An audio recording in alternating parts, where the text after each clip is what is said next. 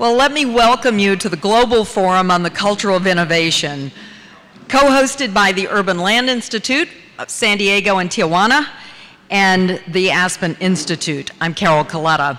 This forum is the first in a series of global events at the confluence of culture, innovation, and the socio-economic development of cities to be staged by these two organizations. So you are the pioneers in this venture, and we want this to be a neutral platform for you to share experiences, to develop new contacts, and to raise the visibility of your own work. Think of this as the start of an exciting conversation that will continue in locations around the globe. And I want to remind us that rich conversation requires attention and provocation and different points of view and exchange and candor and civility. As you know, innovation's not an easy topic to tackle. It has so many facets. And you'll see that reflected in the diversity of the speakers over these next 2 days. But we're going to try to continually bring this conversation back to the question, how do you produce more ideas per square foot? I think it's a fascinating question. And it's a question that is immediately relevant to designers, to developers, to employers, certainly. But I think it's a question that is rapidly becoming relevant also to public policy, Mayor, and to the public realm. So there is much to be explored during this time we have together, and you're going to be asked to share your insights as the meeting wraps up. You'll have a lot of time. This thing is packed. If you've looked at the agenda, you realize that it's push, push, push. And there are a lot of speakers, a lot of information, but there are also opportunities for you to share ideas with one another, to question the speakers and panelists, and then also to reflect on what you think are next steps and insights that you've gained in tomorrow afternoon's session. So I really want you to try to hang in for all of this, because I think it runs fast and it will run to a good conclusion if you're here to help us conclude it in a smart way so that we have a takeoff point for the next conversation. Now, none of this would be possible without these sponsors, and I want you to help me thank these sponsors.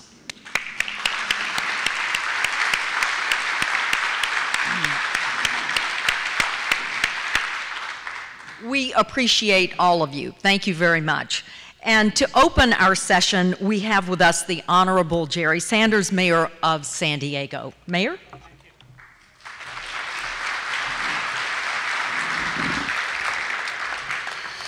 Well, I won't bore you because I only have 87 days left as mayor, which is a very good thing. I'm really glad to have all of you in San Diego, and we think ULI is a very important organization locally, and we know nationwide, and with Aspen, we think it represents the best and the brightest, and we think it's a perfect location for you to come to, just because we love San Diego and Balboa Park, but also because San Diego has really pinned its future on the innovation economy. And of course, when I tell you the innovation economy and then I tell you the military is responsible for 1 in 4 jobs, you're thinking, that doesn't sound like innovation to me. But the military leads the innovation, or partners in the innovation with the research institutions and our universities, because they have SPAWAR out here, which is one of their largest research facilities. And what that does is it brings the best and brightest in the defense industries and in research. And when they partner with UCSD and San Diego State, we have a pretty powerful engine that's driving that innovation economy that we think is really important. We, of course, everybody knows about Qualcomm and how they've driven the innovation economy in the wireless and the high tech.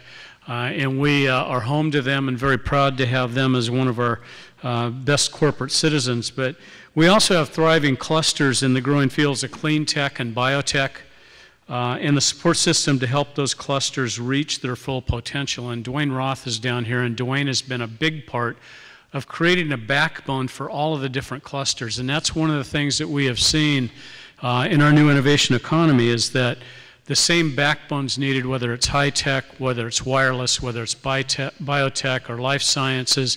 Doesn't really matter. It's the same types of entrepreneurs and the same services that each of those clusters need. Our clean tech cluster, and I don't know if Jim Waring's here, but he was the architect of that, has grown from a handful of companies about 5 years ago to more than 800 companies today. And it has been the fastest growing segment in San Diego. And it's been supported by world-class universities and research institutes. And we have 87 or 82 research institutions in San Diego now. And I think that probably rivals any place in the country. And they're producing entrepreneurs who are producing new companies every single day. And as Dwayne will tell you if he speaks, that's one every single day of the year, 365 new companies a year we're finding in San Diego in new and innovative areas as they move forward. Clean tech has helped us with the solar. We're California's leading city in solar installations and solar generation capacity. Soitec, a French company, recently made San Diego its North American solar headquarters. And Cardigo, which has been really a lot of fun, opened its first all-electric vehicle car sharing program in North America in San Diego. And right now you'll find in Balboa Park Cardigo vehicles, all electric, and we have charging stations throughout Balboa Park, but also about 1,200 charging stations around the city for the 300 Cardigo and for 10% of America's all-electric vehicles which are in San Diego. Biotech industry has grown to over 500 companies, employing more than 37,000 skilled workers, producing an annual economic impact of over $9 billion. And all of us are working together from whatever sector we come from, because we find that those sectors and those clusters cross all the time, because we understand the world's changing, the economy's changing, and I'd like to think that people like Dwayne and Captain Beal are the ones who are leading these efforts as we start moving forward. So we're very proud of the fact that San Diego has relied on innovation. We're a city of small companies that grow to be big, and then one of you from a larger city buys those companies. And we're always happy to have that happen, because it means you like to move a lot of operations to San Diego because the people who work there refuse to leave. So we're happy to have all of you here. We're happy for the planning. We know that San Diego will benefit from what all of you talk about today. We hope that all of your cities benefit also. Thank you.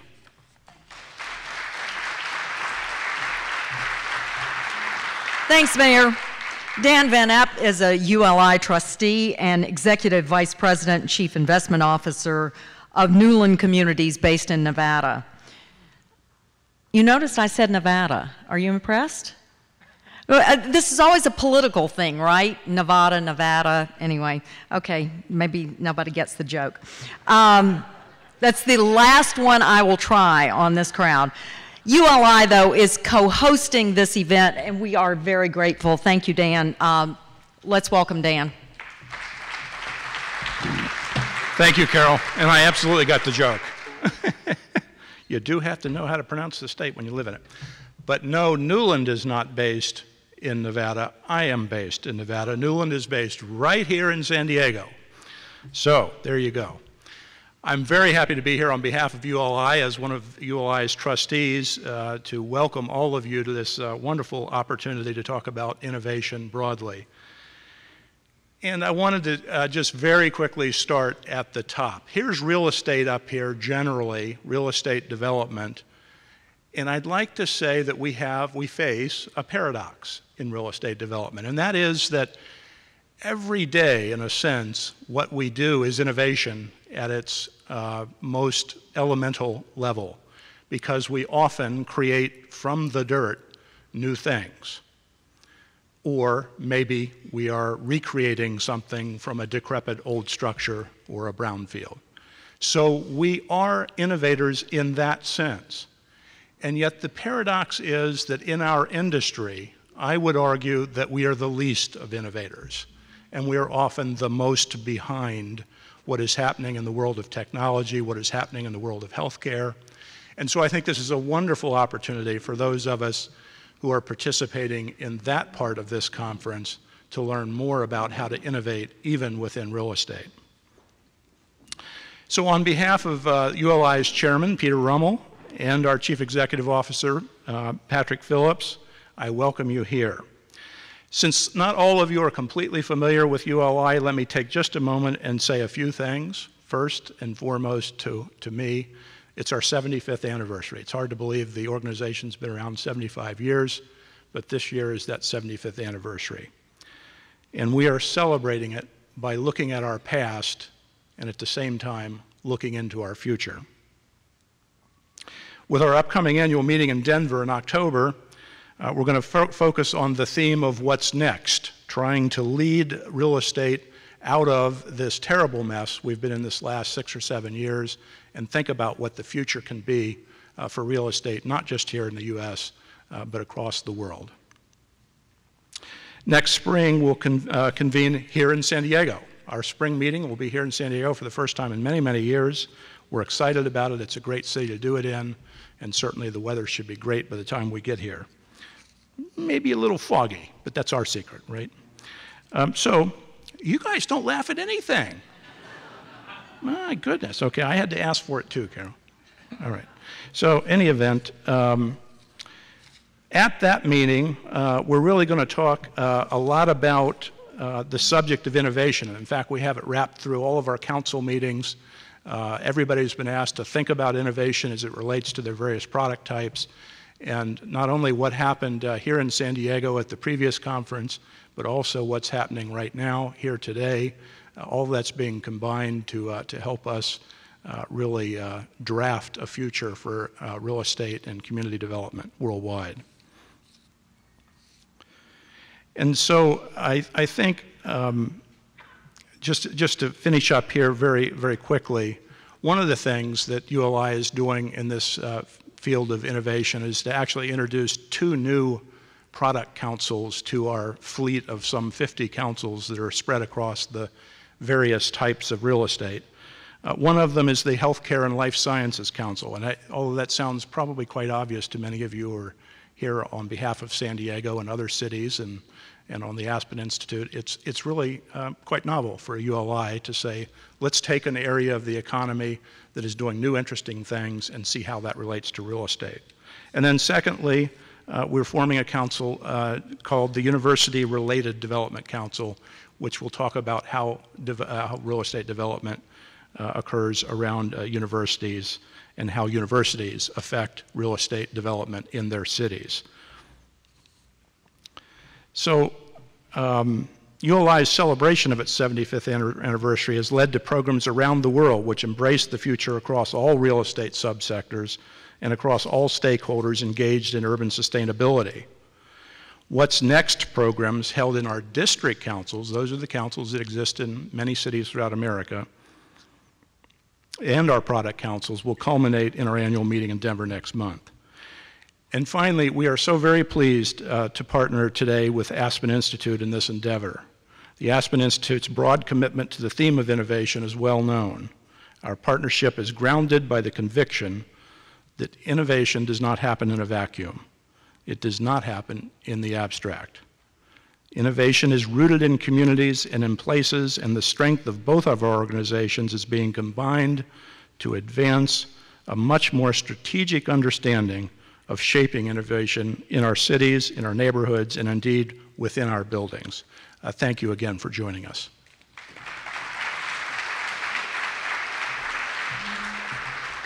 Thanks, Dan.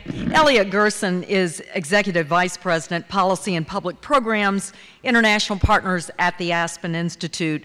The Aspen Institute is, of course, the other co-host of this event. Elliot?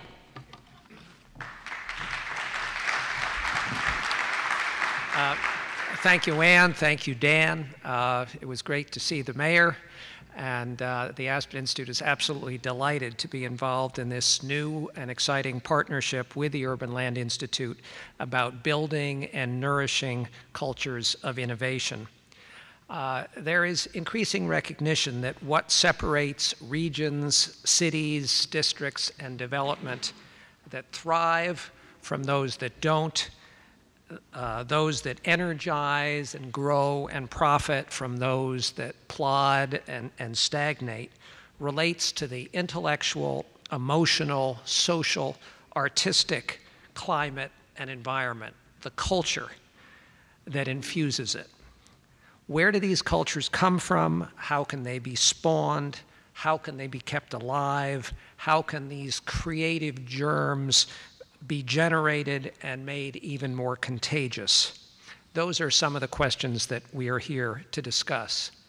But like many of you may not be familiar with the Urban Land Institute, probably even more of you may not understand what the Aspen Institute does. And let me just tell you a little bit about why we are involved in this. And I think I can say that in a very real sense, the topics that we all are going to be exploring here are really at our core, our soul, or our mission since our founding in 1950. Aspen, that is Aspen, Colorado, our home, even though we're headquartered in Washington, D.C., was then a remote and forgotten mining town. It was almost a ghost town that had been, frankly, in a sad and steady decline for 60 years, ever since the heyday of the silver mining era in the 1880s. Its once boastful and ambitious Victorian architecture, frankly, was in decay and almost worthless.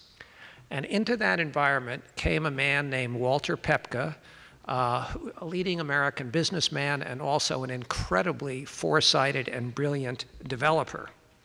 He saw the potential of this community, and perhaps to your surprise, skiing was only a very, very tiny part of the potential that he saw there. What he built and what has made Aspen one of the most prosperous places probably on earth was actually built on culture, on the power of ideas, on the power of art, the power of music, and generally on the power of human social engagement. We were and we remain all about ideas, and not just abstract ivory tower ideas, though frankly those pure ideas are enormously important, but ideas leading to action. The Aspen Institute and Mr. Pepka's sister institution, the Aspen Music Festival and School, created the environment for Aspen to thrive like very few places on the planet have ever since. But our mission soon expanded well beyond the little Roaring Fork Valley in the Rocky Mountains, well beyond that small city. The Aspen Institute today operates around the world. Our mission relates to leadership based on values and to the power of ideas to transform. Our culture is one that involves dialogue and debate, that challenges conventional thinking, that celebrates different ways to look at problems, that it engages with people with very different views, but always civilly, as you said earlier, and all engaged together looking for ways to change the environment around them for the better.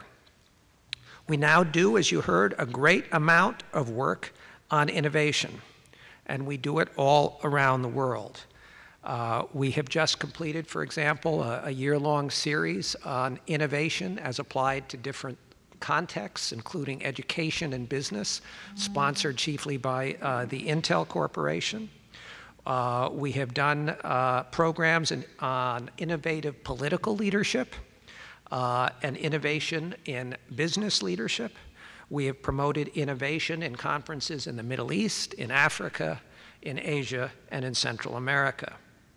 We have a particular interest in cities as cultural engines and as cities that can distinguish themselves by engaging culture to create innovation and create enormous wealth and prosperity for all those associated with it.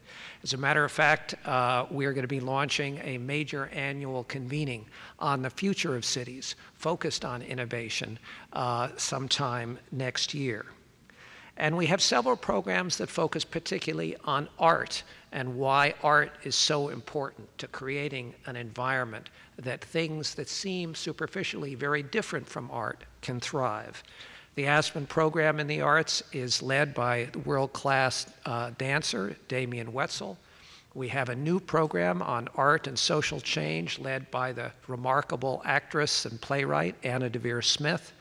And of course, we also have the Aspen Institute's program that's initiative on culture and society led by Damian Puno, who's here and who's really the guiding light behind this program. And what is special about that program is that it defines culture as it really ought to be defined. Sometimes people think of culture just in terms of art, but it's much more diverse than that. It's much more dynamic than that. Art plays a role, but there are many other things as well, all relating to social interaction. So we are delighted to be here. We look forward to the creative culture that we hope will be germinated in this room, that this will be an example in itself of the kinds of culture, kinds of things that culture can do to transform larger places and to transform them into really thriving and extraordinary places. As you heard, this is the beginning of a relationship. We look forward to many other programs at the intersection of culture, of arts, and economic development. Thank you all very much for being here.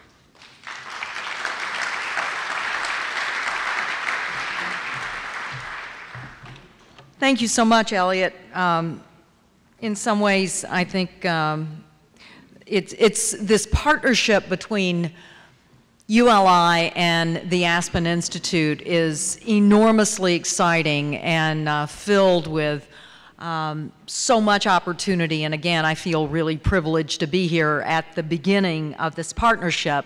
But as we, as we sort of go back to pre-partnership, if you will, David Malmuth started this conversation 3 years ago. And that has, I think, brought us to this place, and we're so grateful to David for that. David, with his partner Pete Garcia, formed IDEA Partners, IDEA standing for Innovation and Design and Education and Arts, to lead the development of the IDEA District, which is on, ultimately the thought is 35 blocks of downtown San Diego. So please help me thank David for his leadership. Where is David? He's right here. Okay. I'm looking over there. Hey, Mary.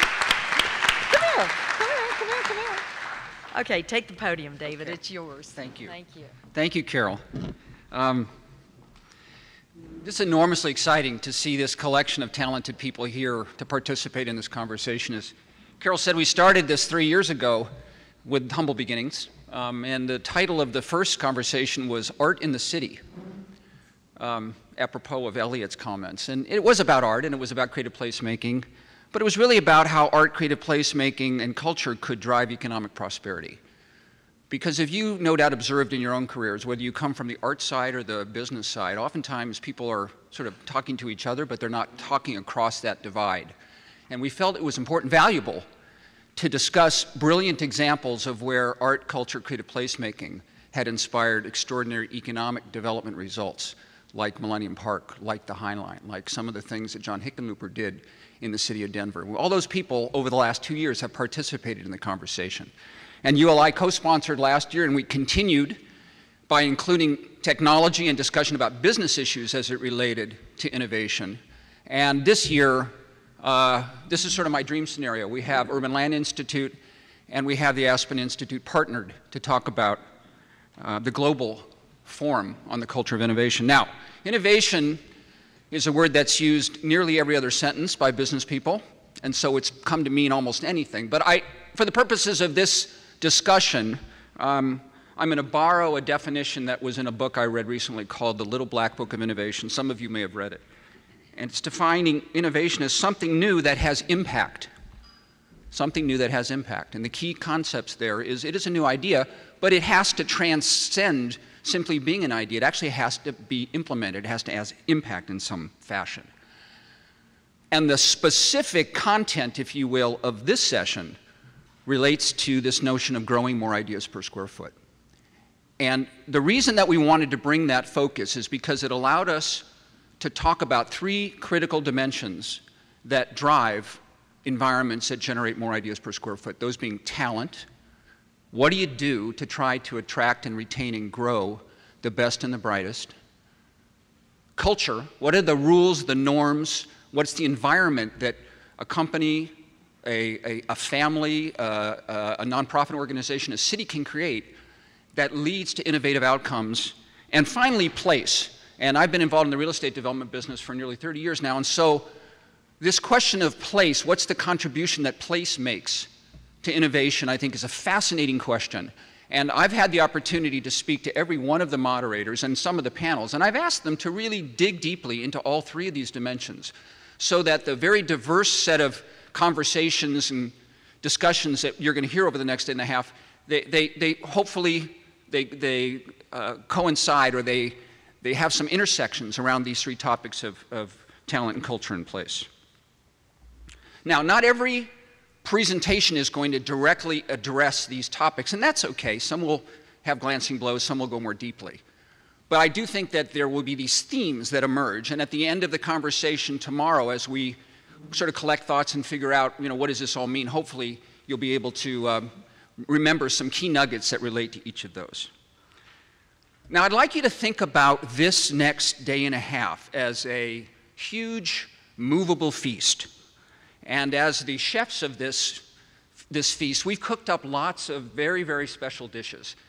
Not every dish is going to be your favorite, but we're hopeful that you will be able to find, in every dish, you will be able to find some flavors or some preparation that's something that you will find enjoyable and memorable. We are also inserting, as you would expect in a great feast, a couple of palate cleansers, so that we have a little bit of variety. And Kelly Bennett from Voice of San Diego has agreed to participate in this conversation. She has brought a couple of her highlights from Meeting of the Minds to give us, in a short kind of 7 to 10 minute time frame, some really interesting projects at the intersection of art and science and technology. And as you would also expect, we have a fantastic big dessert at the end of this great feast, and that is the VIP opening for Art San Diego. It's not coincidental that this conversation has paired with the art fair.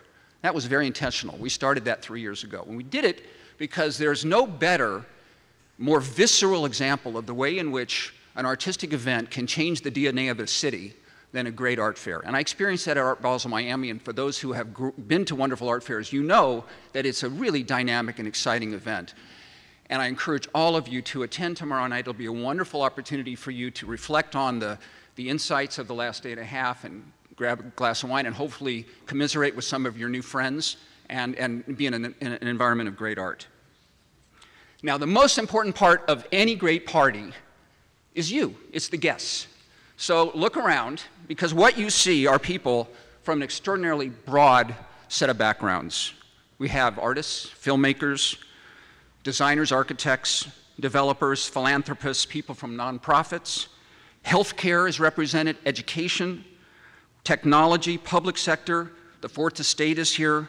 We have banking and finance. This is just about an ideal petri dish for innovation. For those who have read Scott Johnson's book, where he talks about the need to have interdisciplinary thinking and innovation happens at the edges, wow, what a great chance to get input from people who have very different training background perspectives. Now, as Carol pointed out, we're pretty packed here, maybe a little too packed, but it's kind of like your life. It's very busy, and you're going to have to make choices and prioritize where you're going to spend your time. But what we want to do is to ensure that this community, think of this as sort of a pop-up community we're creating. Its life doesn't just exist for the next day and a half. Through LinkedIn, we are now inviting all of you to continue to participate in the conversation. Through the paper that's generated from this forum, we invite you to consider these ideas and hopefully enhance those ideas and grow those ideas. Because to me, that really is where the value comes from. You'll get a little glimmer, perhaps, an insight, but like any great idea, you need to layer and find other kinds of perspectives in order to really make it powerful. So who better to talk about innovation than Mary Walshock? Mary is a leading thinker in this community, a teacher.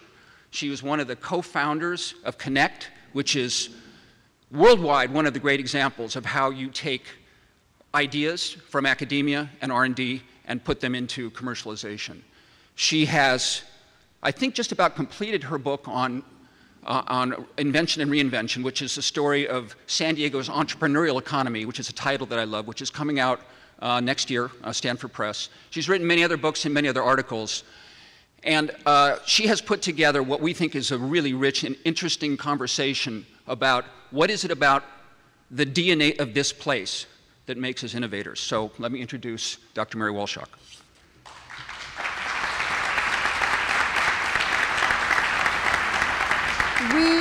We decided we wanted to have a conversation rather than PowerPoint presentations. So I have a leading question for each of my colleagues here after I give you a little bit of stage setting about this place. I mean, the word place keeps being used over and over again, but places do have DNA. This place, San Diego, was totally unsuited to either the agricultural or the industrial revolution. And if you travel through the canyons and the hills and the corners of this region, you will see that economic development passed us by for 150 years. This city was established before St. Louis, Detroit, or Chicago. But St. Louis had the rivers, Detroit had the forests and furniture making, which transformed into railroad cars, which eventually transferred into automobiles. And Chicago, of course, became the center of commodities and agriculture and the gateway to the West. Great, great cities that built their core economies in the 19th century. The San Diego story is a 20th century story. And it's a story about the kinds of people who would come to a place during the Industrial Revolution and the heyday of agriculture and say, we can make this place work. We can build a city here. We can build an economy here. They were absolute fools, most of them. And I can tell you stories about canned butter. I can tell you stories about silk manufacturing. If you see mulberry trees, it goes back to when we thought we could become silk manufacturers.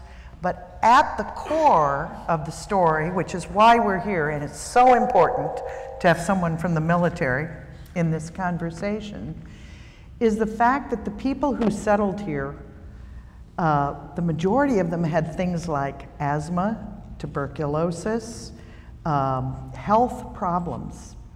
And they were affluent and educated.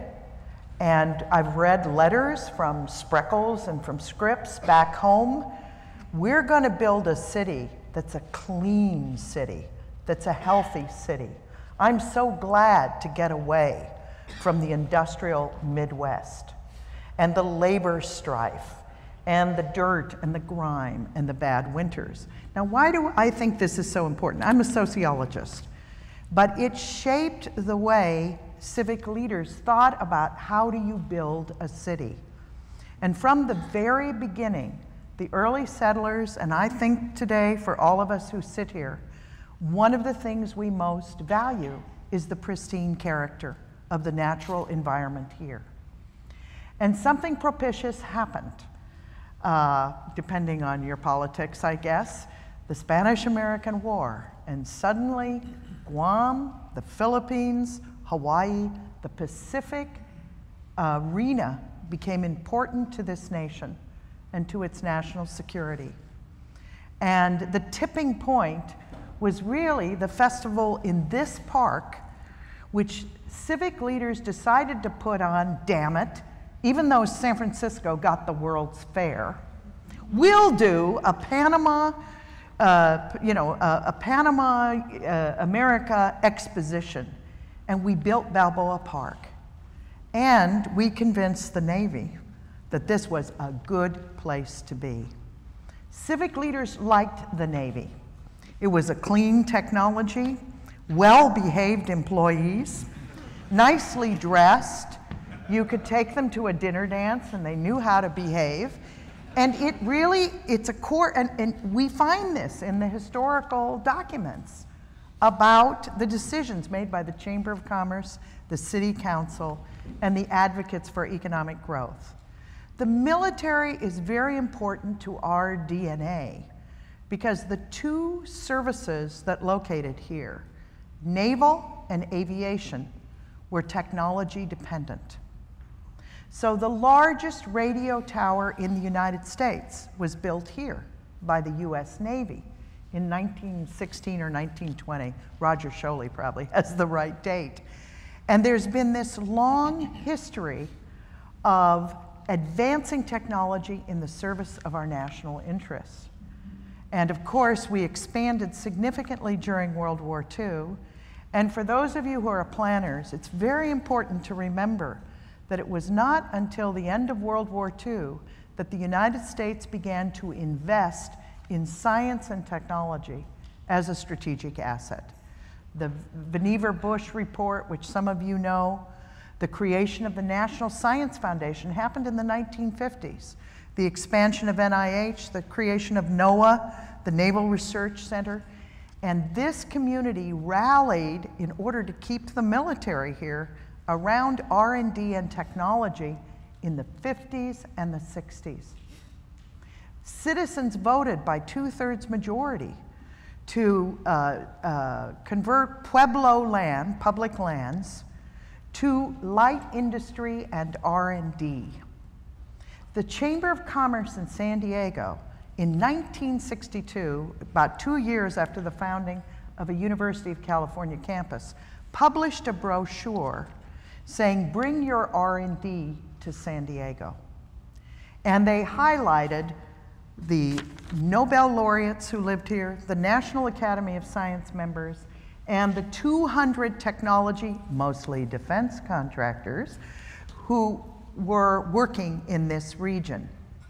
So I'm sharing this with you because if you fast forward now 50 years to 2010, 2012, you go, San Diego's amazing.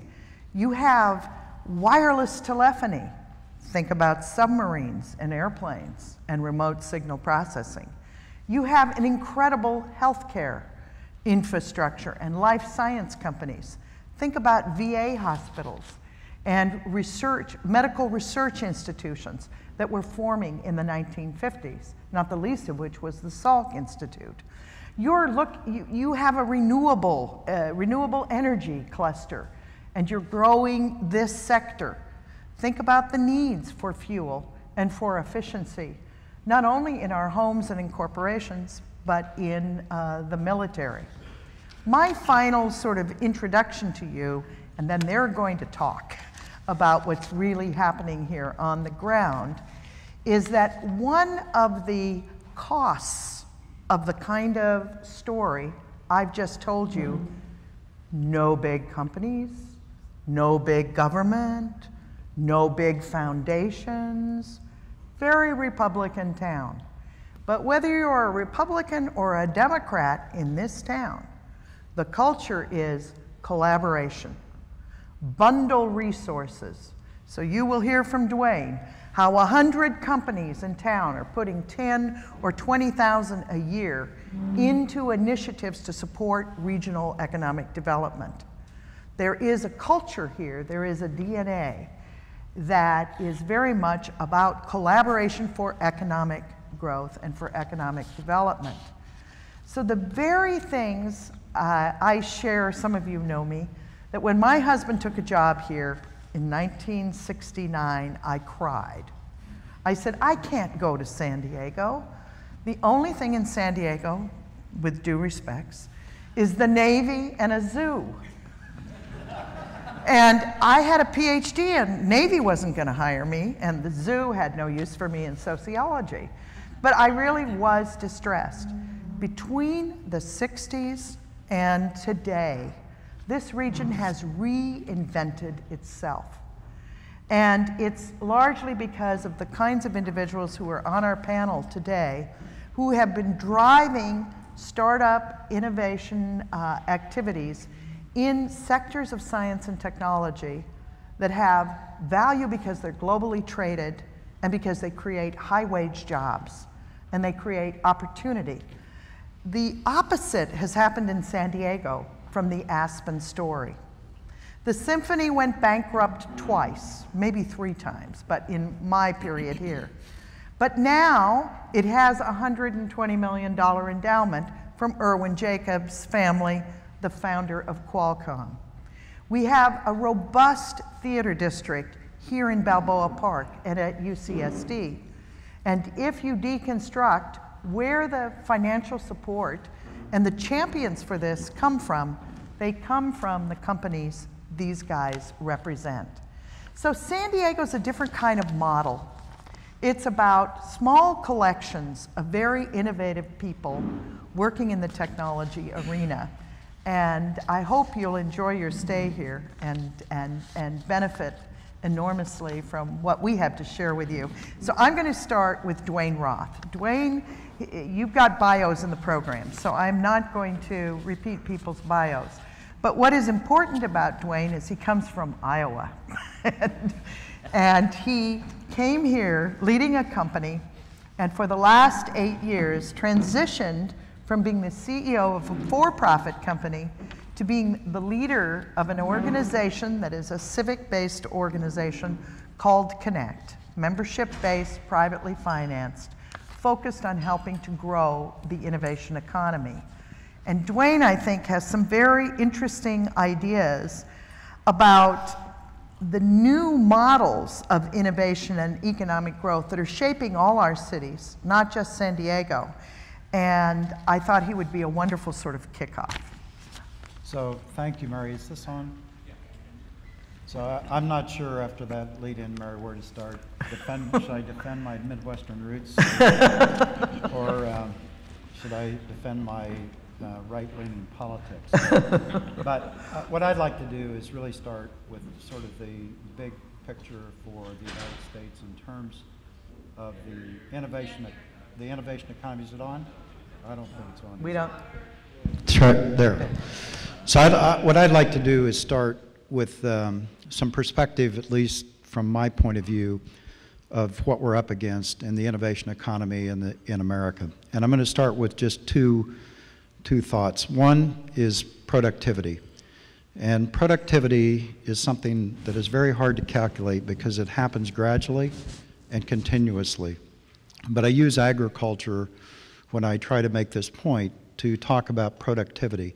In 1800, 90% of Americans were employed in agriculture, just trying to feed ourselves, and there was widespread hunger. In 1900, that number had dropped to 45% of Americans, and there was less hunger. In 1950, it was 14%, and last year it was 1%. And we exported more calories and more food than any time in the history of the nation. Exported, surplus. That same productivity is happening in every aspect of what we do. And so for the first time in America, we are actually unable to put the jobs in top of the funnel versus the productivity coming off the bottom. So when we talk about a jobless recovery and the challenges of how we employ our people, that has to be remembered, that we are creating constantly productivity gains. So the corollary to that is, as a product manager in the pharmaceutical area, every forecast I ever did in my entire career had 2 lines: US market and this thing we called ROW, rest of world. And we used to, it was easy, 50-50. Whatever the American market was, the rest of the world was half of that. Then it became 60-40 because we had to think about Japan and Europe. And then it really changed, where we had to start thinking about a global economy. So we're 300 million people. We have lived off our own markets. We have sold things to others if it worked and benefited. And today we're 7 billion people on this planet. We can no longer just make things for us and believe that we can, in fact, sell them to the rest of the world. The markets are going to change. The numbers are overwhelming that we have to serve. So some of my colleagues today will certainly talk about products that for the first time are aimed at markets that aren't just uniquely United States, but we have to get better at that. There are implications there in terms of the Graduate students, we bring the best and brightest from these countries where the markets are, and instead of keeping them here, we're educating them and sending them back home. We need them here to help understand their markets and their culture. We'll talk a lot about culture today, but if we don't have those people here, our 2-week visit isn't going to help us deeply understand the culture and how products are going to fit into there. So with that in mind, I think areas like San Diego have an opportunity, and there are many in the United States, so I'm not limited to San Diego, to really start thinking about how we develop a culture that really collaborates, not just locally, but globally, and how we start to think much more about products for other places.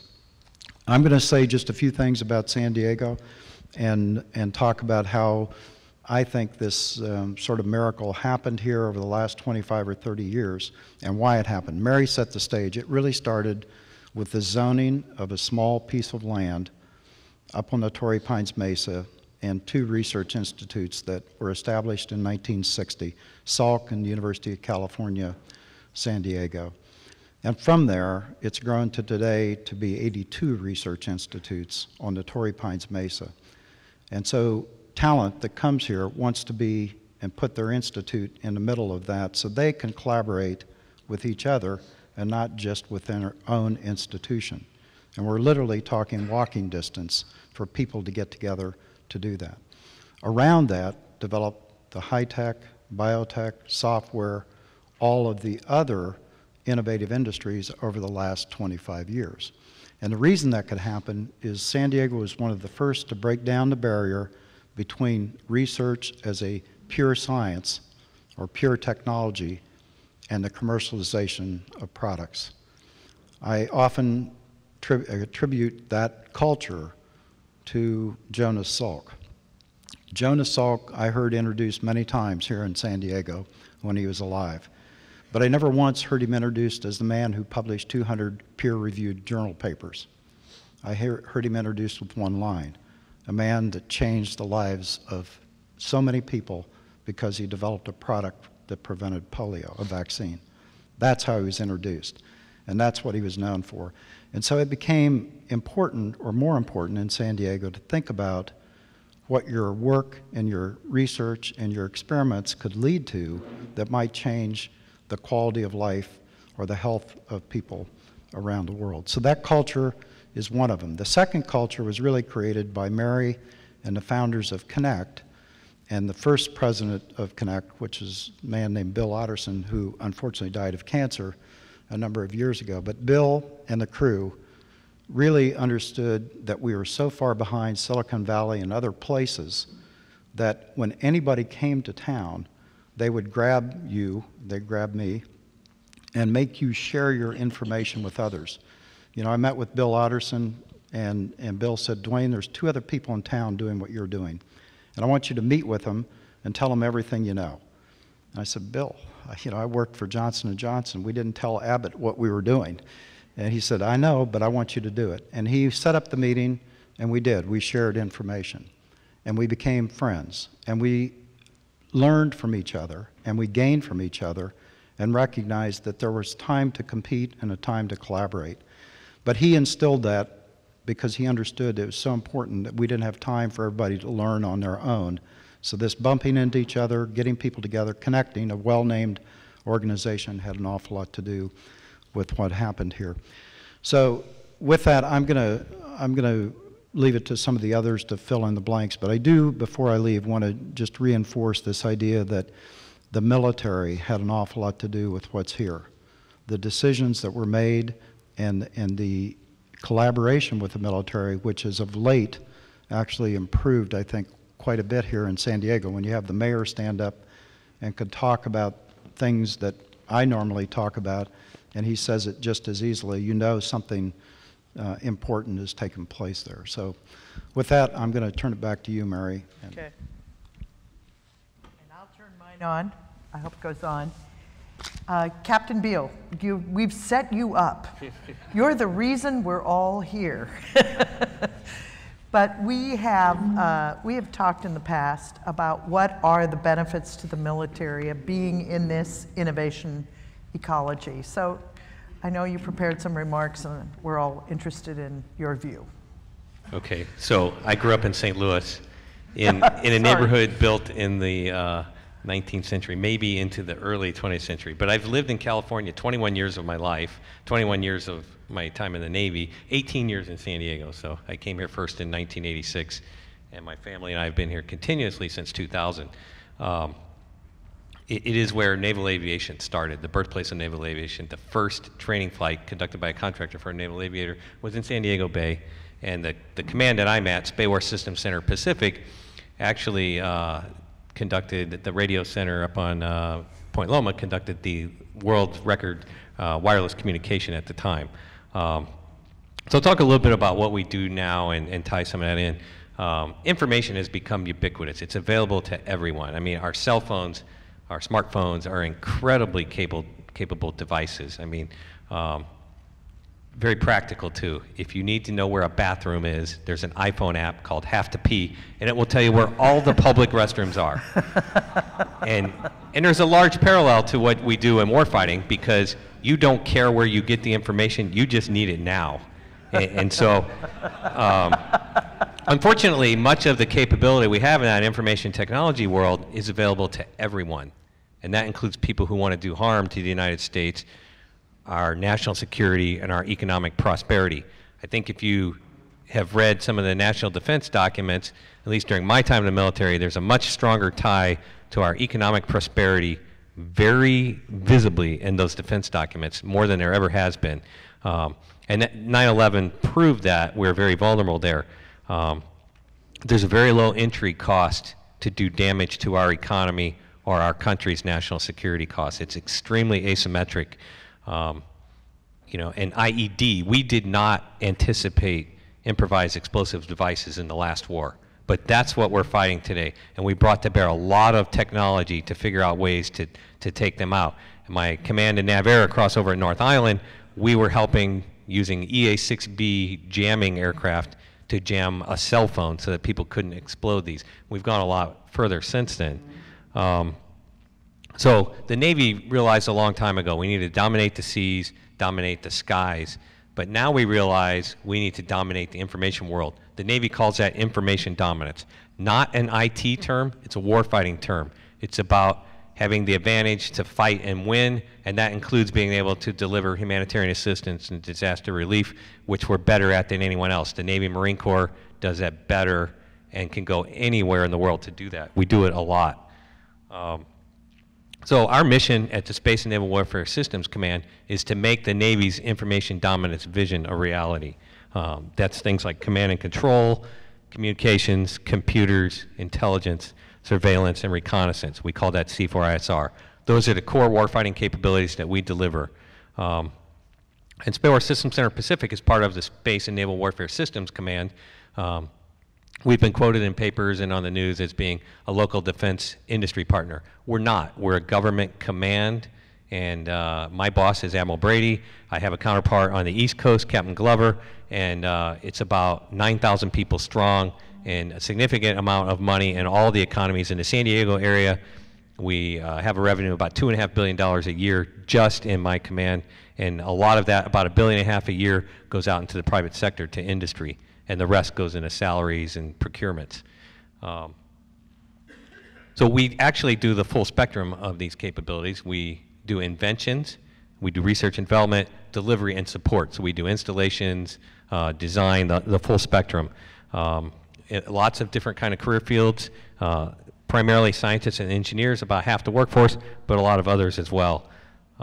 We actually started from the University of California and Caltech about 72 years ago.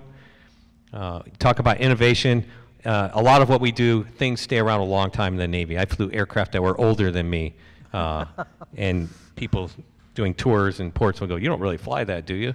We do. We keep them around a long time. The Air Force is still flying aircraft well over 50 years old. The Marine Corps, the H-46 that's still in inventory, is about 50 years old on average. So a lot of what we do with innovation was kind of mentioned earlier with buildings is figure out how to make things last longer, keep them usable, and easy to operate. The average age of a sailor on a flight deck is 19 years old. Same age of the people primarily operating these high-tech IT systems. So we have to figure out ways to make it easier, automate it, take out a lot of the risk. Sports industry in San Diego is a great parallel. Constantly trying to figure out how to make golf clubs, skateboards, surfboards better. They haven't fundamentally changed, but they're constantly getting better. I keep spending my money on golf clubs because I know. We do the same thing with IT systems. So we do a lot with Lean, CMMI, information technology, infrastructure library, information technology, service management. Process improvement is a big part of what we do. So a good example of the kind of innovation we can do. After the earthquake, tsunami, and nuclear disaster in Japan, we have science advisors embedded with the U.S. Pacific Command and the Commander U.S. Pacific Fleet in Japan, or in Hawaii. And they were deployed over to Japan.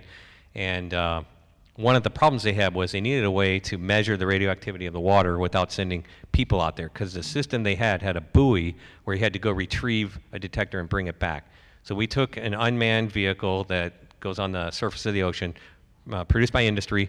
We took one of our underwater radiological detectors that we produce for explosive ordnance disposal teams, repackaged it into this unmanned surface vessel, which is autonomous with a commercial satellite link, integrated it, tested it, and delivered it all in 5 weeks. And so we gave that to the U.S. forces supporting the Japanese government. That's the kind of things that we do. We do a full spectrum of very large acquisitions and procurements, all the way down to rapid prototyping and demonstrations like that. So talking about the 3 areas, talent, we start at the very beginning. We do an awful lot of outreach in science, technology, engineering, and math down to the middle school level. We are trying to ensure that there's a pipeline of people from the community, and that we keep people interested, and we bring them in, and they know what we do, they know what the jobs are. Last year we did about 5,000 to 6,000 hours of volunteer time in the local schools. A lot of that is robotics teams. The mayor has been very helpful in that. He sponsors a cyber cup and a mayor's cup for underwater autonomous vehicles for a worldwide competition that we do in our facility. We open the gates every year, usually in July. We do need people with U.S. citizenship for classified projects. Everyone we have has a security clearance. We do a lot of internships, particularly with high school students and college students. If you can get them in and doing it, you can keep them and get their degree. Very strong partnerships with the academic institutions, including the community colleges. We have great universities in San Diego, but we also have some excellent community colleges like Southwestern College and LA City College up the road, where we work very closely with them. The reason I think a lot of people are attracted to what we do is it's interesting work. They get to see the results, particularly if they're doing some sort of rapid delivery of capability. They get to make a difference, and something that a lot of people overlook is they get to serve their country. A lot of people want to make a difference, want to serve their country. They get to see the impact of the warfighter. We are the only warfare center in the entire Navy in a fleet concentration area. Largest concentration of naval forces, Navy and Marine Corps in the world is here in San Diego. That's an advantage that no one else has. They get to work very closely with the warfighter. You have every kind of Navy, Marine Corps warfighter in this area.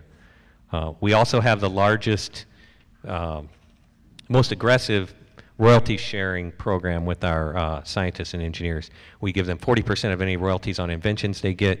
They get to keep that. We transition that to industry as much as possible. We're usually between number 5 and 10 in the state for patent producing organizations. A little bit about the culture. I think it's a creative environment. It's much more creative doing engineering than people would think. And diversity is important. You bring different perspectives. You provide a good solution. Independent research opportunities are great. Congress has given us authority in the last couple years to take a small percentage of all the money that comes through us and apply that to do some independent research. That's very attractive to people with PhDs. Over 2,000 people of our 4,500 have masters and PhDs. Diversity is important too, I think. People want to see them or someone like them where they can go somewhere and be a leader and be productive. So we work hard on making sure that we have a diverse workforce. A little bit about the location. I can relate to the real estate part. I have 217 buildings in San Diego. The average age is 40-something years old, closer to 50. So that's a challenge, and you know, you don't have this brand new shiny research center. You have to keep people interested in a building that looks quite old. But we do have some unique facilities, even that where industry comes to us to use them because there's nothing else like them in the world. And we're close to the warfighter, and there's a lot of mentorship in those older buildings. There's a lot of history, and people take that and pass it on. So there's a rich culture. There's a lot of people, friends and family come to work there because they understand what it is. But we need to get the word out more. A lot of people don't understand exactly what we do. And I think that's about. That's a terrific overview, and it really helps underscore how we in San Diego think about the innovation economy. I doubt many cities think about the military as their innovation partner, but because of our unique history and because of the kind of leadership we've had, they're vital to what's going on in this region. Now, you talked about all the wireless and the importance of aviation and the Navy. And what I think is so exciting, I'm going to go to Rob McCray now, is the way in which the wireless industry grew up here and is diversifying moving forward. And I'm wondering if you could share with the group, because this is the commercial for-profit cluster that has been transformative in terms of San Diego's economy and the source of a lot of the wealth that has supported the arts and culture that we have been able to enjoy over the last 50 years. So I'm a healthcare guy, in healthcare services specifically, unlike Dwayne. And you know, healthcare and real estate have gone together for a long time. One of the biggest real estate developments in the world is the Texas Medical Center, and that was the dream of two real estate developers who could get a big chunk of land cheap and said, what can we do with it? Let's create a world-class medical center. So healthcare has traditionally been kind of real estate driven until biotechnology came along here. Ironically, I guess I have to say, in light of the problems that we have financing healthcare, we hope that the future of healthcare financing isn't the past of real estate financing in this country. So we have lessons to learn as a society from that industry, and I think we can. What we have in San Diego is an amazing confluence of the biotechnology sector, research communities, and as Mary said, the wireless telecom center of the country, if not the world here. And I think there's a lot of chance that goes along with some of this. You have to have people of vision, but if we didn't have UCSD, we wouldn't have had Irwin Jacobs move out here from MIT, just to pick on one person. And if Irwin hadn't moved here as a professor at a very new but well-funded University of California campus here, we wouldn't have had Qualcomm here. And if we didn't have Qualcomm here, I don't think that the wireless health sector, which is what we call this space, others call it mobile health or M-health, which are obviously important features of wireless. Others call it digital health. All these terms kind of come together, but I don't think we would have it. So Irwin, with his move to University of California, his creation of a company, and then the creation really of digital cellular communications, has laid the framework for transforming health and health care globally. It isn't a San Diego story at all. My little organization was started about 7 years ago. We started with a little help from Qualcomm and Johnson & Johnson. My co-founder and I dreamed it up about 5 years before that. He got hired by Qualcomm, and we've been working together ever since. So we've had the what now looks like the luxury or the luck to have this source that for wireless health is a little bit like what Cisco and Intel did for the internet. Without them, without that concentration of committed resources, these companies were already had significant success, but they saw a new opportunity and they supported it. They didn't create it, but they supported it. They created an environment in which entrepreneurs, new grads, new people coming here saw a chance to be successful. And if an entrepreneur sees a chance that somebody in the community is going to help them, maybe invest, maybe buy them out, that's enough for a lot of entrepreneurs to go forward. You know, I don't know whether that's people or place or both when you come back to some of the thoughts that you're trying to pursue here. But a lot of it comes back to a fairly small number of people. I would say that, you know, if the theme of the conference here is how to develop more ideas per square foot, the problem in health and healthcare is how do we develop more health per square foot? Because right now in California, we have particular seismic standards. It costs about $3 million per licensed hospital bed. It costs about $100,000 to $1 million per unit in an assisted living center. We have 60-some million baby boomers. We cannot afford to house them or take care of them in the way that we have been doing in the past. So the innovation that is in healthcare that comes from this convergence of telecommunications and consumer-oriented technologies and ways of thinking and healthcare knowledge, which is now digitized, is focused around solving that problem. And San Diego is lucky. It is a nice place to come. That's gotten a lot of us here. It has two of major sectors in biotechnology and telecommunications. And in North San Diego County, which some people call South Orange County, we have a very significant medical device sector as well.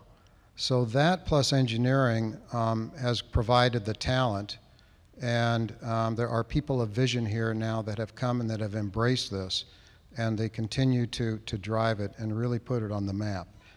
So Dwayne has been thinking about this full time, at least since he took over Connect. And Connect, I would say, is one of the other now key instruments in pushing this forward. We relied on Connect early days to provide infrastructure and connections, no pun intended, and outreach. Very instrumental. So just as a little entrepreneurial organization that was trying to get engineers and doctors and healthcare companies and wireless companies and consumer companies together, we needed help, and we have resources in this community, and they helped us. They came together to support this this notion, and that's what continues. So it's an ongoing virtuous process. The first wireless health company to do an IPO was started here by a serial entrepreneur from medical devices, and it was supported by Qualcomm in terms of the communications background. That wouldn't have happened had we not had the telecommunications sector here.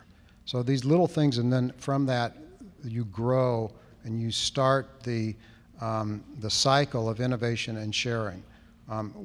We have, at some level, Silicon Valley envy here because there is so much capital that has been drawn to that region over the last 50 years, and it's because they got this cycle going.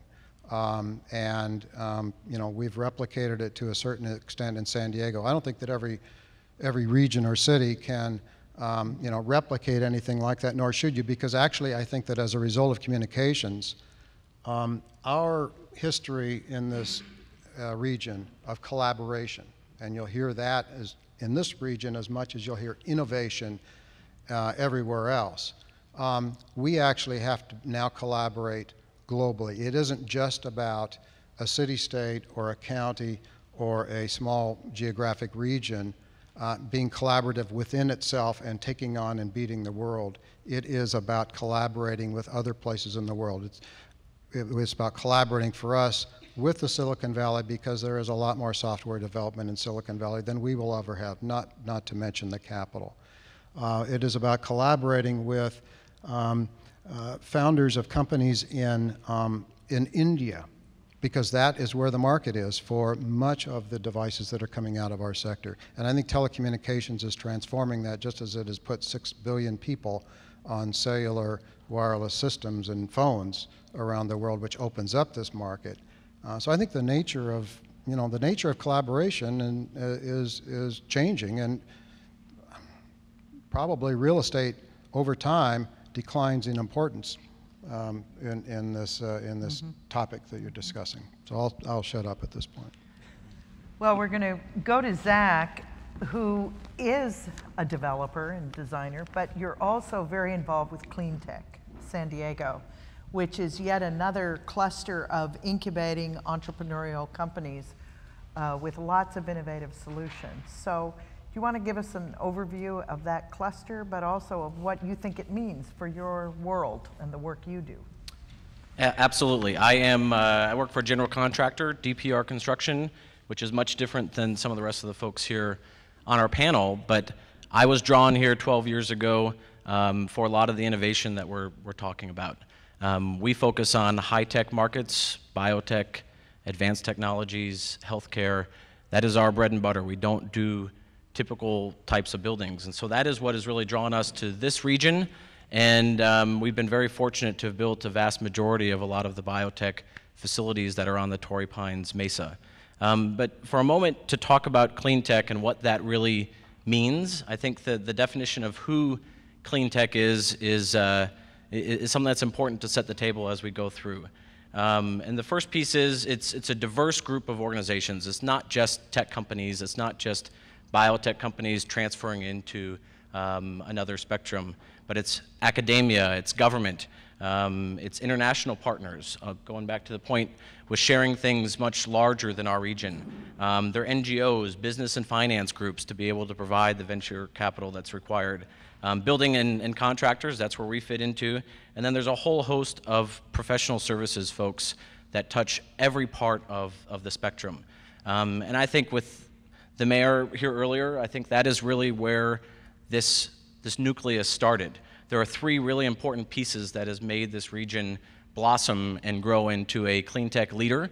We are not the front leader, but we are a top 10 sector in the world, and that is this relationship between the mayor's office, between our local utility, SDG&E, and between the private sector. And you guys have heard the word collaboration and partnership, and I think that really is the core to all of this. Sharing of information freely and this public-private kind of partnership. I also, on the side, am president and chairman of the board for the San Diego Green Building Council, which cohabitates in our zero net energy office building that we built for ourselves at DPR Construction. So it's those kind of common ties that are together that really bring us together and create a fantastic environment, not to mention all of the research institutions, the academic institutions that kind of feed this demand for research and development. So what does this mean to the built environment? That's really where my expertise lies. I'm not a scientist. I have a degree in engineering, but what does this mean in terms of our sense of place? We all spend 90% of our days inside of buildings.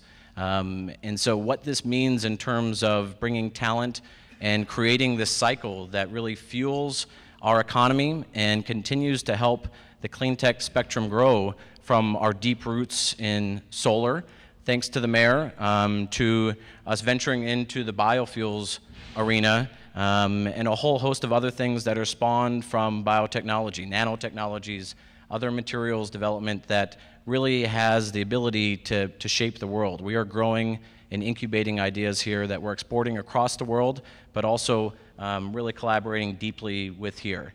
And I'd like to set the table, I think, a bit as some of my other panelists have in terms of the history of San Diego, because I think there's some facts here that folks in the audience may be aware of or may not be aware of, and that is the city of San Diego's Ridgehaven building was the very first Energy Star building in the world. Folks don't know that these things started here in San Diego because we tend to not always toot our own horn about what's going on in terms of the built environment. I think people think of buildings as being less smart and more dumb, and we tend to do the same thing over and over and repeat the same mistakes in the name of turning a profit within developments.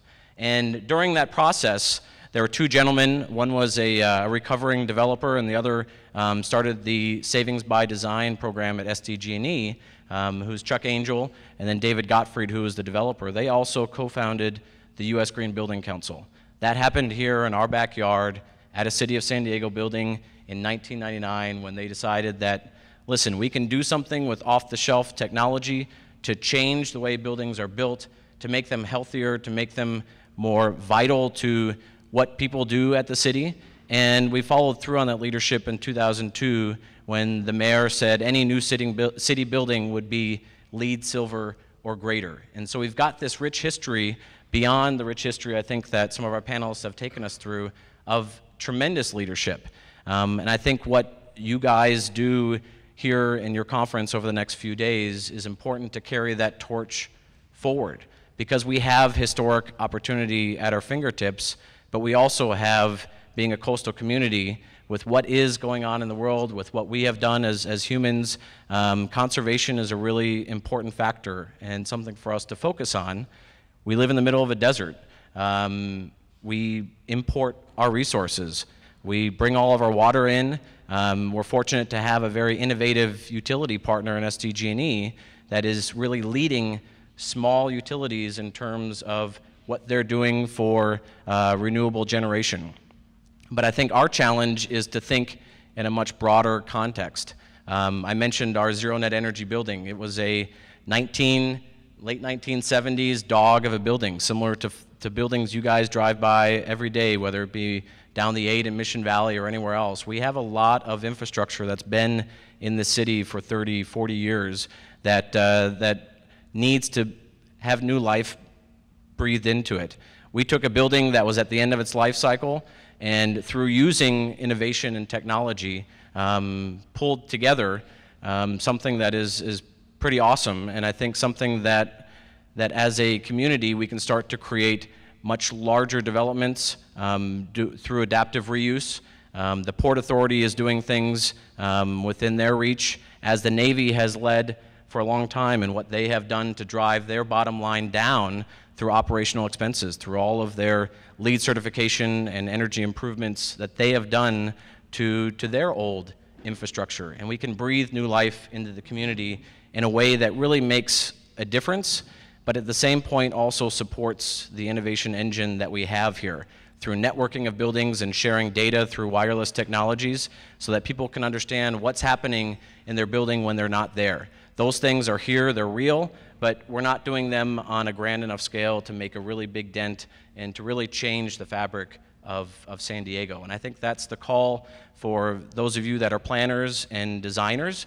Our state has set the bar that by 2020, all new residential developments will be zero net energy. By 2030, all commercial properties will be zero net energy. And I think we can lead that charge through the groundwork we've set in our leadership within the solar arena and really create great, rich buildings for those people that are in the technological sectors, that gives them a place where they can innovate, gives them a healthy place where they can be more productive, and also adds to the fabric and the meaning of place here in San Diego. And I think the other piece that's really important beyond the built environment is our leadership in electric vehicles and building the infrastructure that allows us in a very kind of cellular town where most of us commute and drive a great distance, and how we create a much richer, deeper context in the state of place, just as Balboa Park is. This has a fantastic feeling of place. It has the San Diego Zoo here. They are leaders in the arena of biomimicry. And I was here in this very room last year and the year before for the Biomimicry Guild's annual biomimicry conference. And we can take a lot of things from folks that we may not necessarily think of in the San Diego Zoo and use nature as inspiration in ways that we can innovate, whether it be through clean technologies, through biofuels, and use those resources and infrastructure that are in place to create a really rich and vivid community for generations to come. So before we open it up to everyone, I want to ask a final question that merits just a few sentences. And it has to do, going back to David's point, about amenities of place. You know, and what makes a place that people want to live and work. And in our case, reinvest their personal time and their personal resources in making yet a better place.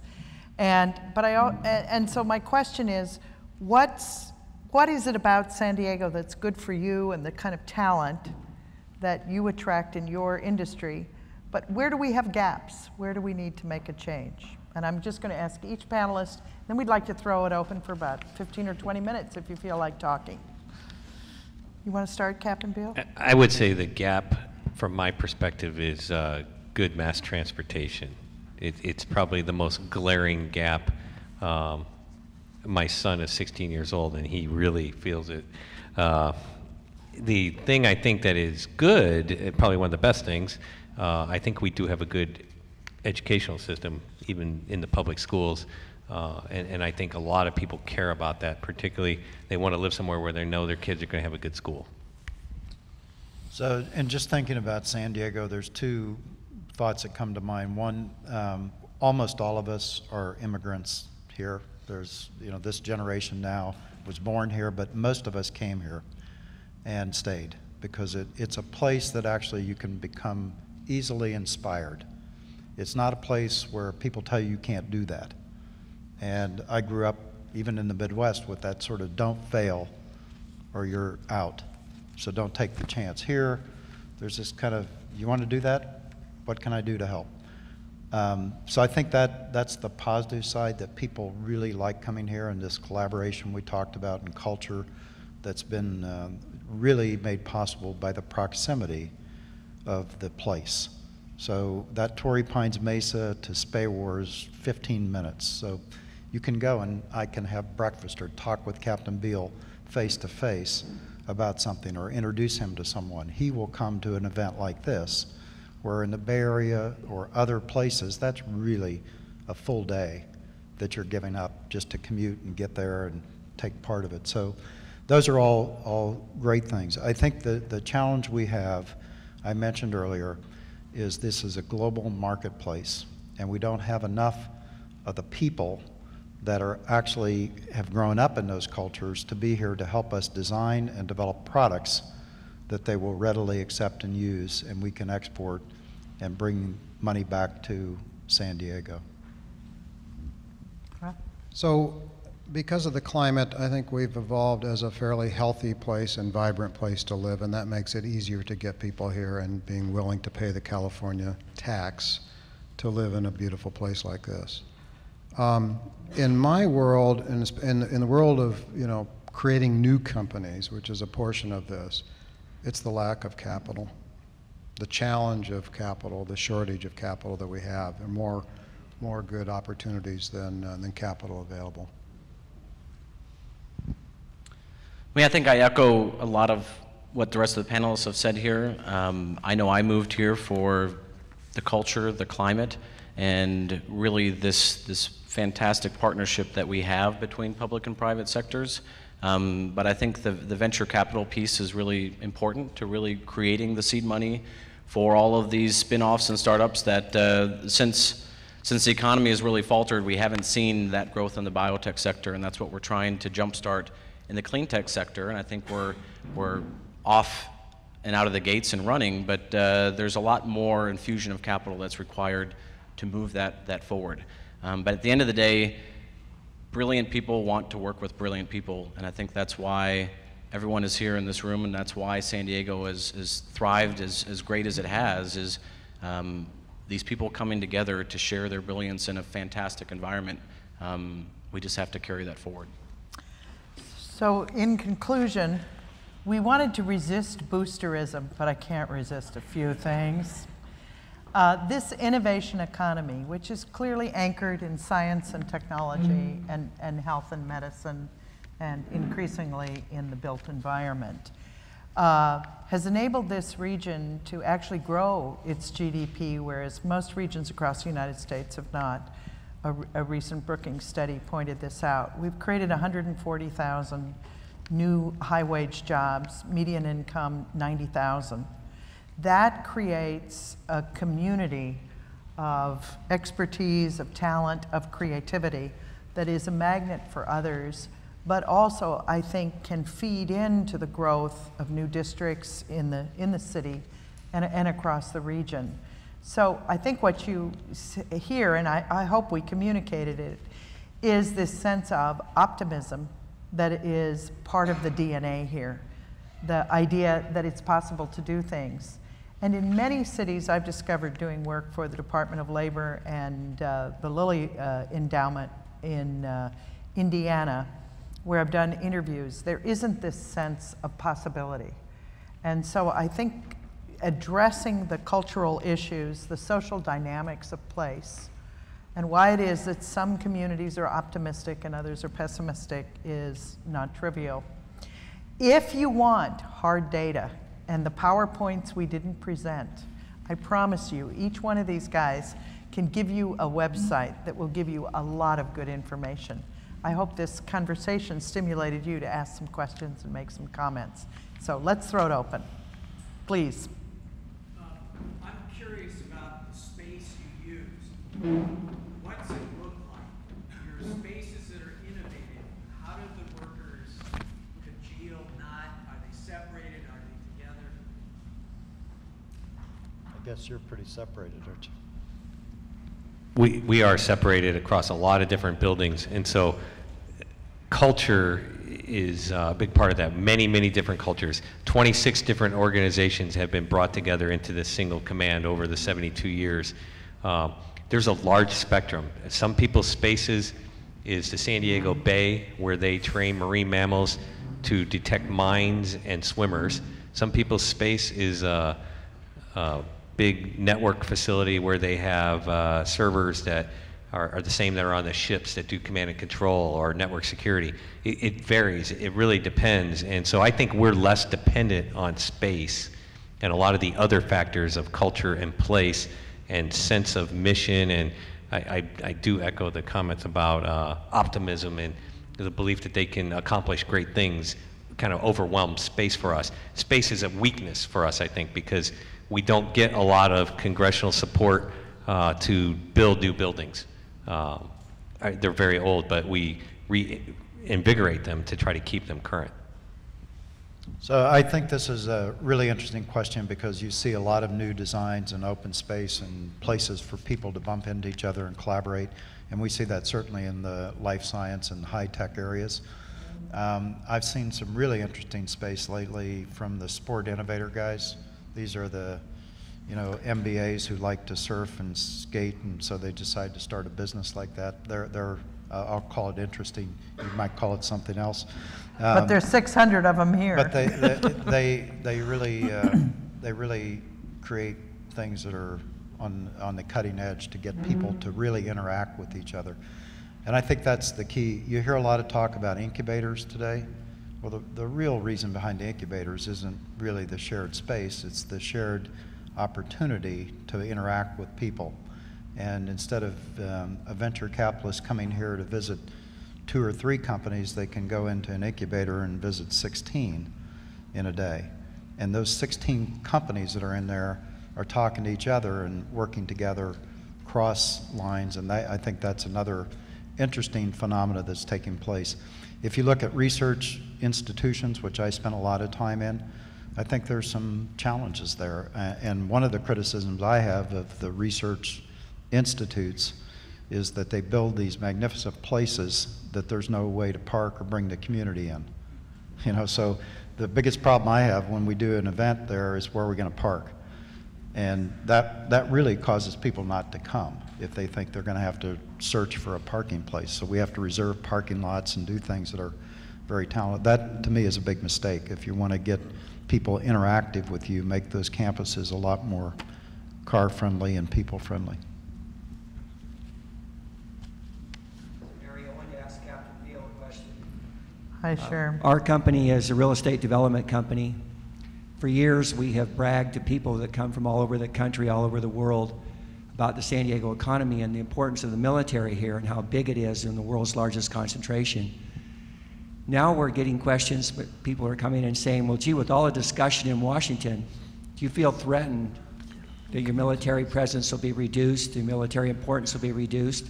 Could you share your thoughts with us about potential funding and the future of funding for military research and development and the military presence here in San Diego?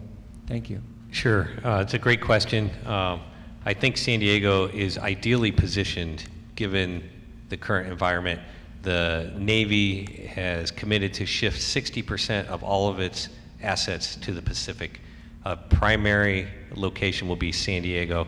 Spaywar Systems Center Pacific, Spaywar as a whole, I have detachments in Hawaii, Guam, and Japan. They do work in Singapore, the Philippines, Thailand, Guam, all over the Pacific, because that's where the Navy and the Marine Corps are exploring and going into. Australia, places like that.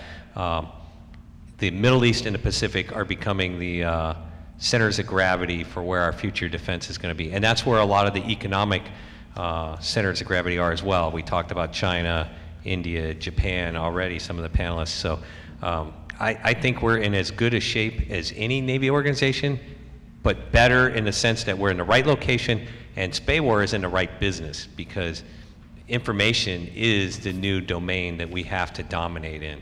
And so that's what we do. And I think that's a good position to be in. I would add to that, Sherm, just two things. Secretary Panetta, when he talked about the downsizing of the Pentagon, and we are going to, as a country, we're going to spend less on defense. But he said we're also going to invest. And we're going to invest in two areas, and he named them. Autonomous robotic systems, things like the Predator, and the drones that are being developed largely here and at other places out here. And the second is cybersecurity. And Captain Beale's got a lot of projects there that are aimed at cybersecurity. There, I think your number on the ARPANET, which preceded the internet, is number 3. Correct. That's their number. You all have numbers. They have number 3. Yes. This is on. You may not be aware that the San Diego Tijuana ULI District Council is the only binational council in all of ULI. And none of you mentioned the border and our relationship with Tijuana and south of the border, our role as a region. So could you address that? I guess I could start. I think that's a really important question, and there are colleagues here in the audience who are also interested in other sectors where innovation matters, such as manufacturing and production. And one of the interesting things about the San Diego region is the rapidity with which the manufacturing capabilities, just 20 miles south of where we're sitting, have elaborated and sophisticated, so that Sony, Medtronic, Kyocera, Cubic are doing advanced manufacturing, not batch manufacturing, at the border in very collaborative ways, paying by Mexican standards, good wages, and hiring engineers.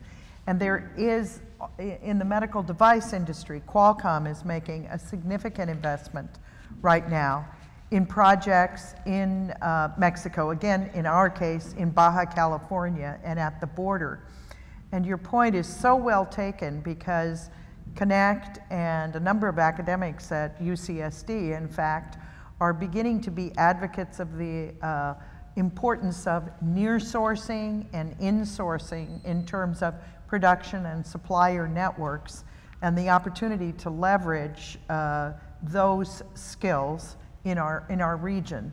And in the San Diego region, those skills are embedded around defense contracting, where we have terrific supplier networks, but also on the Mexican side of the border. We are together a 6 million population base, and our combined GDP puts us way up above what either one of us is independently in either California or in the United States or Mexico. So thank you very much for raising that. Every word that's uttered over the next day and a half is important, and so you have to be taped. I don't know if this mic is on. Right, these are all our friends and family asking questions. We need some of you who are visiting to challenge us. Can I talk? I said hello, Mary. Hi. Dwayne. How are you, John? This lady raised a good question. We do live in a global economy, and the world is being reborn, right? Maybe my issue is with the title, The Next Chapter. What we've heard is great, and I love what you've done and with Connect, with the dialogue, and you all deserve applause. But clearly the world isn't going to wait for San Diego. We've got to do more. We've got to do it now. And I kind of have to ask, maybe each of you, okay, what do we know you moved here because of the weather and it's great and so on.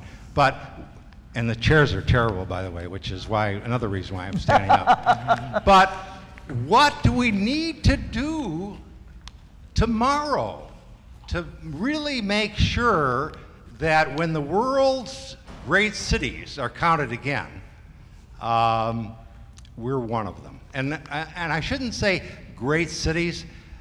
This is you're the expert. What is the region going to look like, or ought to look like?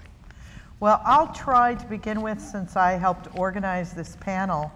But if we didn't make explicit enough, what Rob's talking about, John, is not the old technologies, but the convergence of new technologies. In other words, the old Michael Porter notion of, right, you have IT over here, and you have life science over here, and you have, wine industry or whatever. And what I think is interesting in the San Diego story that could be relevant to other places is how you can blend some of your traditional assets, right, and bundle them into new capabilities, like wireless health. Certainly the renewable area and what clean tech is trying to do is bundling all kinds of capabilities. And the military, if you don't see the way in which the military is positioning itself in the world using technology rather than men and women on the ground, and what that means for our economy, I think that was what we were trying to underscore. And at the heart of this is the adaptability, the fact that we're constantly regrouping and recombining assets in new ways, which has been the long history of this place. And I think perhaps for any city, the message from our experience is the ability to adapt, to realign, to converge, to move centers of gravity from one set of industries, from one set of financial or political interests to another, is what's required to function in a global marketplace. Now, Peter Cowie's sitting at the table with you. They're macro issues, right, about public policy, taxation, financial policy that affect all of us. But since we're focusing on place, what people in their place can do is be nimble and adaptable. And I hope that the introduction to these sectors gave you some feel for that. But I'm sure my colleagues have responses. So there's so many problems to solve. You know, if you take healthcare, the area that I've worked in so long, that the opportunities have never been greater, the need has never been greater. People live longer, we suffer more diseases, we have amazing challenges that we'll have to meet. When you hear Rob talk about wireless health, you hear things like people who have never seen a doctor in the world are going to get their health care over one of these mobile devices we're carrying in our pocket. He had a person speak at his conference that had a stack of shoes on a slide, old worn out running shoes. And he made the point that more people in the world have a cell phone than have shoes. I mean, it's a stunning number about the ubiquitous nature of that technology and where it is. Larry Smarr, one of our colleagues, is working diligently on the idea of sensors that we wear or are embedded. And he makes the point, you know, you don't wait until there's smoke coming out of your car's muffler to know there's something wrong. There's a sensor there that tells you long before that you've got to check engine or check your tire pressures or whatever.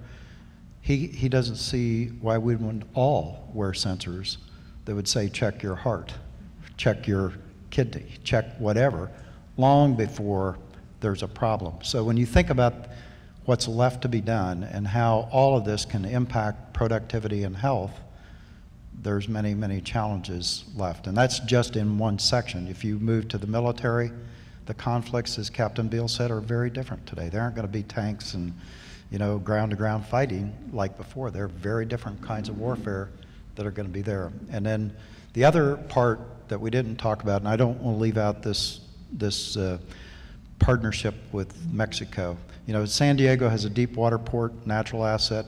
It has a border that's a natural asset. And you think about population growth, Mexico in the next 20 or 30 years will surpass Germany in terms of population. And their markets are growing faster than our markets are, and are going to become important. And you move to South America and Brazil, and some of these are all huge opportunities for Americans if we can figure out how to make things that they want. Please. So, you know, this is such an interesting group of topics coming together that I'd love to spend 2 days down with you in the tables. But, you know, with this question, you can't change the built environment overnight. You can't change policy overnight. You can't move a border overnight or change the politics of any particular situation. There is one possibility, at least in my sector, and healthcare is interesting. Clean tech shares a little bit like it. It's unlike other, you know, business sectors. None of the customers want to buy healthcare. You just have to do it, because what you want is health for yourself, for your family, for your employees, for your beneficiaries, and you can't go to the store and buy that. Around the turn of the last century, some people tried to bottle it and sell it and got away with a little bit, but we pretty much don't allow that anymore. So what we want to do in healthcare is actually get more efficient, use less of it. And so when I try to put a serious answer to that question, that challenge question, something that San Diego could do, and I think it has the kind of the resources, and we've got some concepts going that could do it. Other regions might do it first. You can create almost overnight, seems like virtually overnight, a change in how the culture perceives, a change in attitude. And that's happened, you know, many times. And I think San Diego has a chance to change attitudes about health and healthcare by applying the tools that are tech-enabled. I think we have a chance to change the attitude of citizens, not patients, but citizens, that it is about health. First responsibility for health is yours. It's not a system. It's not a Scripps or a Sharp or a Kaiser. It's not a doctor. It's yours. Tools that enable you to actually do that will become increasingly available, are available. And under those circumstances, if we have a different attitude, then we start to bend the curve that we are facing as a society, as an aging population in Europe, in Japan, in China, of costs increasing, just driven by chronic disease and age. And that could happen overnight. I think San Diego has a good chance of doing that. But as I say, there are other places that could come at it. And for all I know, Hollywood's going to get there first and do it by a few movies. But that'd be my answer. Oh, one more comment here, and then one more from the audience, and we'll stop. I mean, from my point of view, we need to have bold action now in terms of the built environment. We have the technology, we have the capabilities, we have the innovative culture here in San Diego, and we're not one to necessarily follow in someone else's footsteps, but Seattle has created a fantastic 2030 district, which is formed around the Architecture 2030 Challenge, and that is for this development, this area, which is private, public, a whole host of folks that have signed on to this challenge, and their challenge is to be zero net energy, zero net carbon by 2030. And they're doing it now, regardless of what Seattle or any municipality is telling them, because it's right for their community, it's right for health, and we are all interrelated and interdependent further than we realize in this day and age. And I think the being of place, the feeling of place, where we are, sets the tone for how we hold ourselves, how we carry ourselves moving forward, and sets the trajectory for San Diego by 2030, by 2050. And I know my kids and what they what I want them to cherish here in the community. I think that is what we have to do, and it's not about the mayor telling us what to do. We have an election coming up, so who knows how that's going to turn out and what the political will is there, but I think us in private business can change the landscape the way we have in this country for decades and centuries. One more, and then we'll conclude our... My name is Lou Bowers, and I'm from Portland, Oregon, and I'm very interested in your culture, or we call the ecology of innovation and entrepreneurship. And we've been working very hard at that, in Portland, and we've achieved a fair amount of success in terms of the startups and a whole growth of new startups. And now we have the enviable problem of how do we keep them? That we find that as the businesses get to a certain level, they are migrating out of Portland either to the capital areas or where the labor markets are more rich. So we've created a pretty good nursery, but we need to evolve a better middle school and high school. And I wonder if you all have had any similar phenomena about the various growth stages of your innovation companies and might have any insight in how to hold on to them. So I'll take a shot at that. You know, I'm going to generalize and try to go quickly here, but most of the innovation in America over the last 100 years was done by 100-year-old companies that grew up and continued to evolve and build up. In 1980, that began to change, and it changed with the passage of the Bayh-Dole legislation where research institutions could own intellectual property from their grants. And that started this, what we call startup venture-backed companies, and we've had a phenomenal 30-plus year run of that. But that model has probably finished 5 to 10 years ago, and we're pretending like it's still there and that we can raise money to start a company around every idea. And if 2 or 3 of them work, we say way to go. The problem is you can't pick the 2 or 3, and investors are worn out on investing in early stage. What complicated that was the IPO, the initial public offering, ability to sell to the public and then raise massive amounts of additional money, and the public took the risk. Once that went away for pre-revenue IPOs, you ended up with companies that had to be funded to profitability or an M&A, merger and acquisition. That's not really feasible. So the VCs moved upstream and left this giant gap that's often called the valley of death. So one way to think about the next model, and that's what we're trying to do here in San Diego, is that if you think about what happened to wireless, and we've been talking a lot about it today, that because of competition, they sort of formed into different sectors. So you have the research, which is primarily coming out of the federal laboratories, the military, or the research institutions funded by DARPA or DOD or others. Then you have companies that emerge like Qualcomm and Broadcom and Intel who simply make products out of the know-how that came there. They're called chips. But they don't really today make phones or computers. That's a whole different group of designer companies that make those.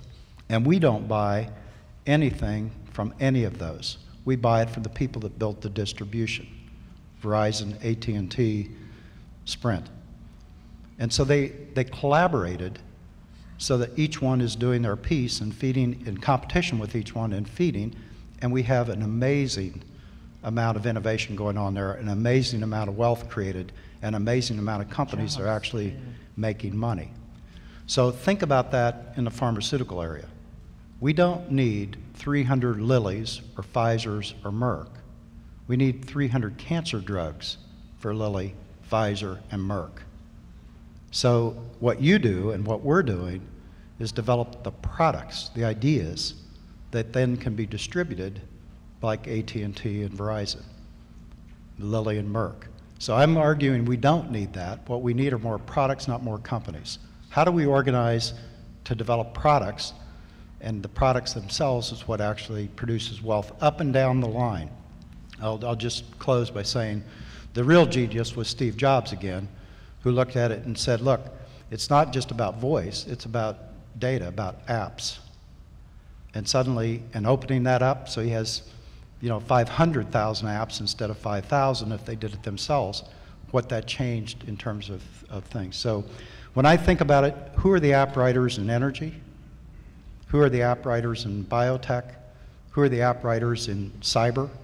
Because they're the organizations, those organizations that do a portfolio of proof of concept or design, early stage, and then pass it to people who do development and pass it to people that distribute it.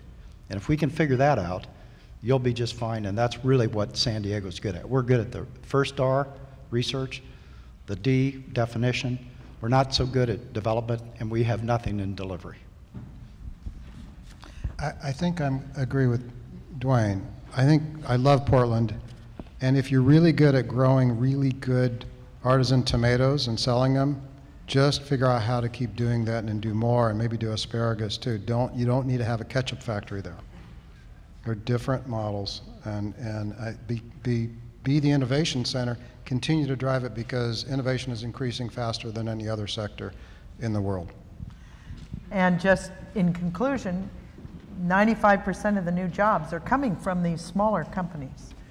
And if you have hundreds of them, as have developed here in the various clusters we've been describing, you start talking about tens of thousands of jobs that are constantly being renewed and recreated, and it can be a virtuous cycle. You've been a wonderful audience. Thank you for letting us introduce you to the DNA of San Diego. Thanks, Mary. Thank you, Mary. Good panel, very good panel. Okay, so now we have a reception, and we're going to go out the door to the left. There will be people to direct us. You need to be back in this room for dinner and dialogue, which should be fun, at 7 p.m. So we've got about an hour, so enjoy yourselves.